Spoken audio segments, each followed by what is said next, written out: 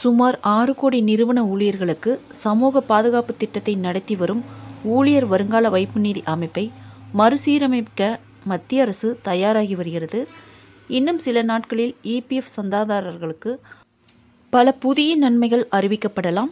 ஊழியர்களுக்கான வருங்கால வைப்பு நிதிக்கு அடிப்படை சம்பளத்தில் 12% செலுத்தும் வரம்பு நீக்கப்படக்கூடும் என வட்டாரங்கள் தெரிவிக்கின்றன. இந்த மாற்றங்கள் அனைத்தும் EPFO 3.0வின் அங்கமாக இருக்கும் என கூறப்படுகின்றது.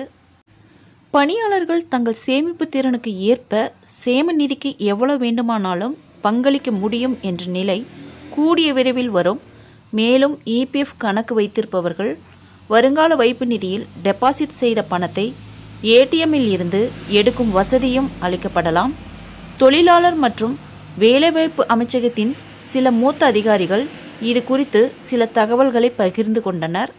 EPF உறுப்பினர்களுக்கு பல புதிய அறிவிப்புகளை வெளியிடக்கூடிய EPFO 3.0வை கொண்டு வர அரசாங்கம் தீவிரமாக தயாராகி வருவதாக அவர்கள் தெரிவித்துள்ளனர். இதில் மிக முக்கியமானது வருங்கால வைப்பு நிதிக்கான ஊழியர்களின் பங்களிப்பு வரம்பை அதிகரிப்பதாகும். தற்போது ஊழியர்கள் தங்கள் அடிப்படை ஊதியத்தில் 12% தொகையை வருங்கால வைப்பு நிதிக்கு வழங்க வேண்டும் என்ற விதி உள்ளது. புதிய அறிவிப்புகளின் கீழ் அரசாங்கம் இந்த வரம்பை நீக்கக்கூடும் என கூறப்படுகின்றது. பணியாளர்கள் தங்கள் EPF கணக்கில் எவ்வளவு பணம் வேண்டுமானாலும் எந்த நேரத்திலும் தங்கள் சேமிப்பு திறனுக்கு ஏற்ப டெபாசிட் செய்யலாம். அதன் நோக்கம் சந்தாதாரர்களுக்கு முடிந்தவரை சேமிப்பதற்கான விருப்பத்தை வழங்குவதாகும். இந்த EPF தொகையை ஓய்வு பெறும் சந்தாதாரர்களுக்கு அதிக ஓய்வூதியம் வழங்குவதற்கான விருப்பமாக மாற்றலாம். இருப்பினும் முதலாளிகள் மற்றும் நிறுவனங்களின் பங்களிப்பில் எந்த மாற்றமும் இருக்காது.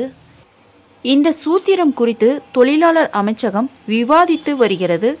EPFO சந்தாதாரர்களுக்கு அரசாங்கம் மற்றொரு பெரிய அறிவிப்பை வெளியிடக்கூடும். EPF சந்தாதாரர்களுக்கு டெபிட் கார்டு போன்ற ATM கார்டு வழங்கப்படலாம். இதன் மூலம் வருங்கால வைப்பு நிதியில் டெபாசிட் செய்யப்பட்ட பணத்தை ATMில் இருந்து அவர்கள் எடுக்க முடியும்.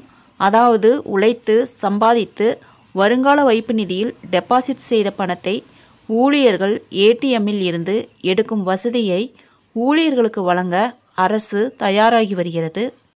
இதில் சந்தாதாரர்கள் வருங்கால வைப்பு நிதியில் டெபாசிட் செய்யப்பட்ட தொகையில் 50% திரும்ப பெறுவதற்கான வாய்ப்பு அளிக்கப்படும்.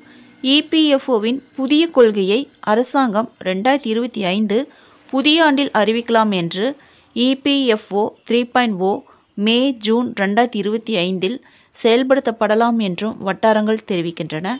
EPFO 3.0 மே ஜூன் 2025க்குள் நிறைவடையும். இதில் தகவல் தொழில்நுட்ப அமைப்பில் மேம்பாடுகளும் அடங்கும்.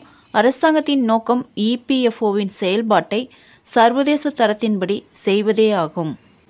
ஃப்ரெண்ட்ஸ், இந்த தகவல் உங்களுக்கு யூஸ்ஃபுல்லாக இருந்தால் என்னோட சேனலை சப்ஸ்கிரைப் பண்ணுங்கள், லைக் பண்ணுங்கள், மற்ற நண்பர்களுக்கும் இந்த வீடியோவை ஷேர் பண்ணுங்கள். தேங்க்ஸ் ஃபார் வாட்சிங்.